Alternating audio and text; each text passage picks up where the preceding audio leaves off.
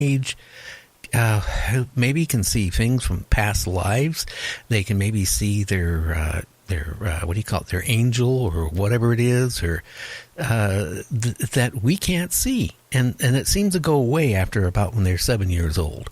So it seems like from about 3 years old to about 7 years old, they're more adapt to, that type of thing. What else happens when they're 6 or 7? Well, they cause problems, but I mean, they seem to be more... they go to school. Yeah, and that's when they get brainwashed, because you go to school... Yes, that's where I was going down that path. Yeah, you go to school, right? And then all of a sudden you're talking to your imaginary friend, and the teacher goes, "Hey, what are you doing?" I'm talking to my friend. There's no friend there. You don't want to be talking. You get ostracized for it. You get ostracized, and then last thing you want to do is be the ridiculed by the class, and so you put a mental block in. So we get all these blocks put in our heads early on, and so that's the first thing that's got to go later on in life when you finally realize it, is try to unprogram your mind from all that. Yeah, but then, I started thinking, after this last guest, I had Gordon something, I can't remember his last name, and I'm sorry, Gordon, but I started thinking that some of these people that they label schizophrenic because they hear voices or see things, well, maybe they actually are. Maybe that ability they had when they're a little kid didn't fade out, and maybe it even increased. So we label those type of people, well, gee, here, you need to take this medication, you need to do this and this. Well, maybe there's nothing wrong with them. Maybe it's us that has a problem. Well, it's probably good. It's a good thing we do filter out that stuff. I often said we couldn't exist in this reality if we didn't have a filter that actually kept us from seeing everything, because then it did drive us crazy. And so there's reasonable, I can understand, but I'm probably talking about, I've seen that. It says there's certain types of drugs, ayahuasca, and things like that. Have you heard of that before? It's the Indians use it, and they get down. I know one guy went down to Peru and actually started taking that. It's that DMT or the dimethyl. I can't even. Anyway, I don't have anything to do with it. I'm just saying that whatever it's doing to the mind, it's opening up things. It might be opening up too many things. Well, because I'll be honest with you, a couple of my members of my family are from the Indian tribe, from my daughter, relationships. So I got a couple of my grandkids that are actually on 2 different Indian tribes. And, I got to know some of the elders. That's where if I get a question on here, I'll make a phone call and find out. But I have had peyote, I think that's how you call it, one time in my life. And that kind of, wow, that was an experience, I can tell you that. Oh, peyote, that's peyote, yes. Kind of similar. Yeah. Mm-hmm. Yep, that's very similar. You can go and, I think that's associated with sweat lodges sometimes to go, and we go on these little journeys. It's kind of probably very similar to the astral traveling thing, So, yep. Yeah, it opens your mind up, I'll tell you that much. Yeah. But what we were talking about, I think, was about children seeing things, and then how because of the sight, the eyes, focusing on that, and then we start losing that about 6 or 7. This is the Bigfoots tend to use those upper ranges, and like ultraviolet, for instance. If it's a color we can't see, let's say, let's just imagine we take an entire big screen, a big square, I don't know, about a 10-foot by 10-foot square, and we painted it with nothing but an ultraviolet color.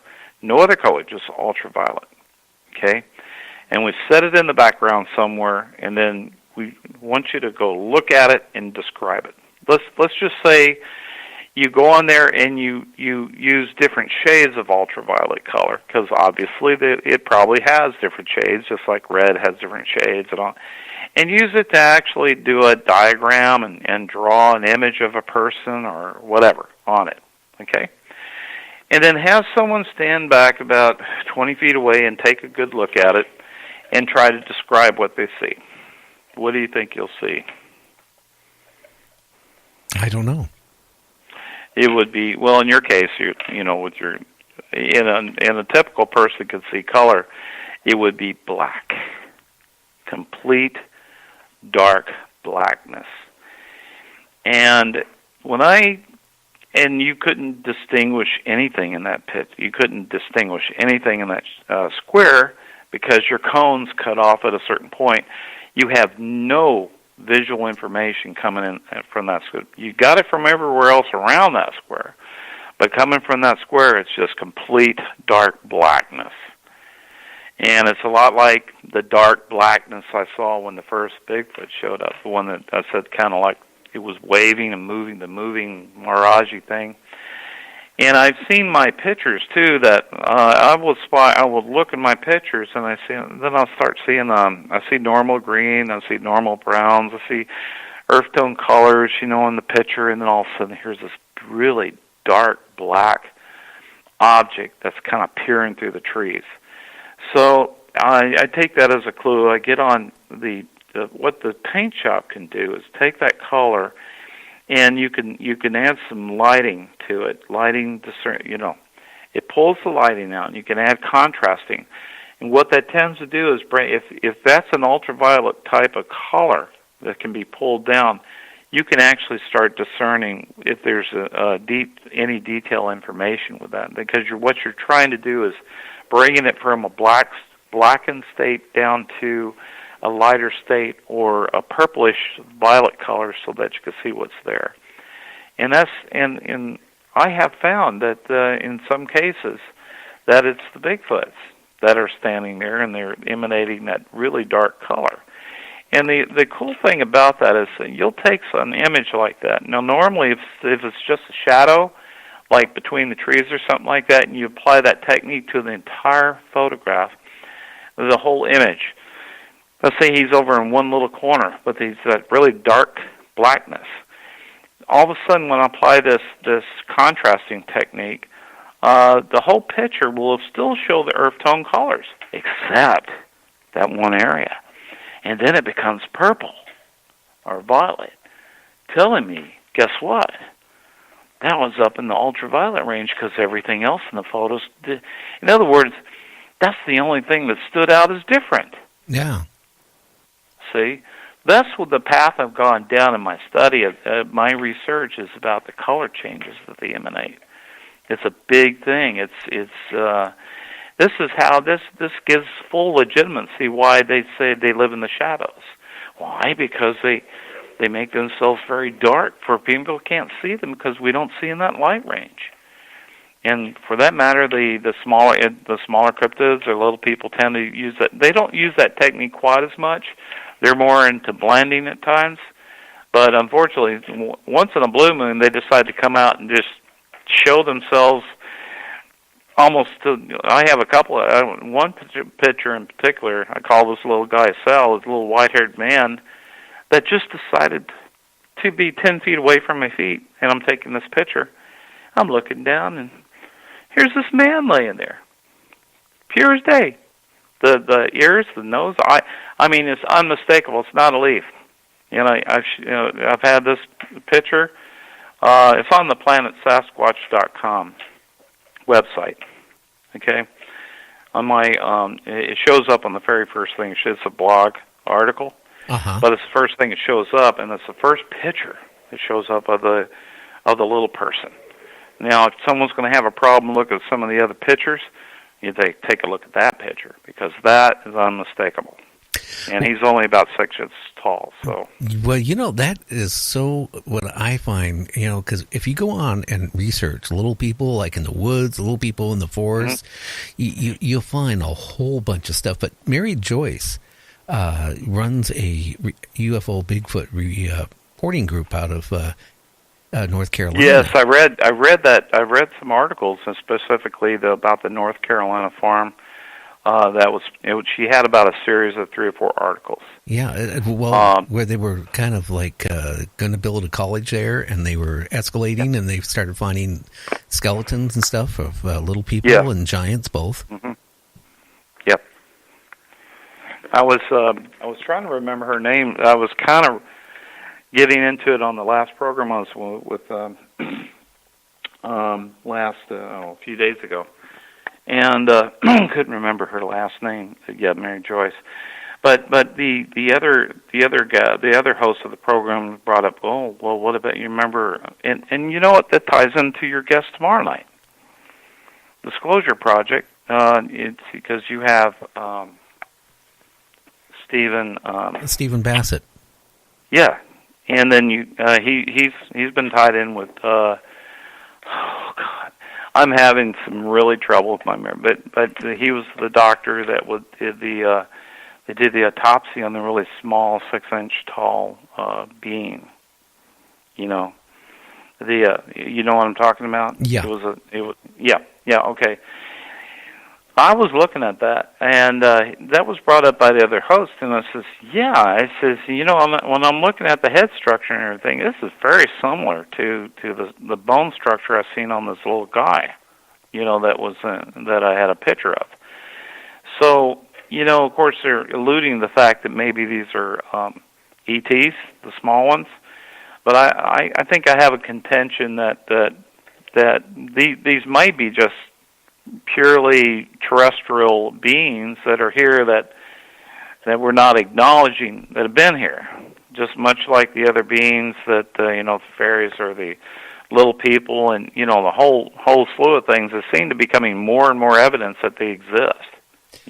Well, the Cherokee Indian tribe say basically the little people, at least in their area, were on a planet which the sun, their fork lord, is that their sun was dying, so they came to Earth, and now we're talking about 2.5, 3, 4-inch little people, but they also have the ability to put you in a trance. But they also, for some reason, they claim that they have kidnapped babies and stuff like that for some reason. That may be true. There are legends of people that have been kind of somehow they're transported in their realm somehow. And I'm just going to kind of repeat something I've heard, so I don't know where I've heard it from or anything. But the story goes something like they were kind of, I don't want to use the word trick, but they were somehow invited to come in their realm to have a dinner or spend a little time with them. Well, in the evening, and then they send them packing back home, and all of a sudden it's 10 years later from where they took off. Okay, so there was a time-space differential, and it makes me wonder about one of the reasons why people are missing is because they just simply haven't came back from wherever they went, and in their eyes, it's just a few minutes that went by. Matter of fact, I was I just want to go into that a little bit because then we're going to end up talking about portals for a second, because that is a big factor too, because I've witnessed that. That's the other thing that's out there. I was just watching the Ancient Aliens program. I was just trying to remember this.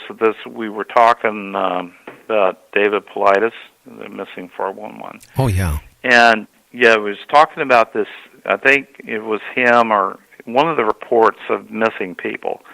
I don't know if it was from him or someone else. It was about this a guy in a skiing outfit was skiing somewhere. He was somewhere, and they found his footprint. He got lost or something. They found his footprints, and they went only so far, and they just stopped. Total gone. Just out of the blue, the footprints were gone. He was missing for about a year, or I believe. And then all of a sudden, he wakes up in a cornfield, clear across the country. It's like 10 months later, or whatever that time frame was. He still has the same outfit on, has no recollection of the passage of time. It's as if wherever he walked, he passed out and he woke up in the wheat field instantly. I don't think he experienced 10 months of time. I do believe in some, and that's another thing that's important that you need to know. And I believe the Bigfoots are protectors of the forest, and one of the things they keep us from doing is